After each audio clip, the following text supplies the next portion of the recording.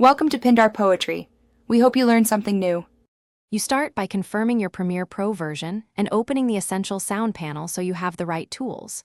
Import your audio or video and drop it on the timeline. Make a duplicate track as a safety copy. Select the clip, tag it as dialogue in Essential Sound, and choose a preset close to the target voice.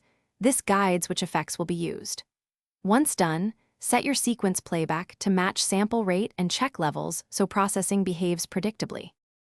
Now you apply and tweak effects to change the voice character. Start with denoise and a reverb in Essential Sound to clean the signal, then open dynamics to control peaks. This keeps artifacts minimal when pitching.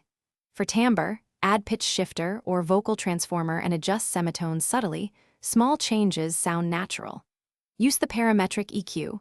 Roll off below 80 Hz, add a gentle presence boost around 3 to 5 kHz, and listen while toggling bypass to compare.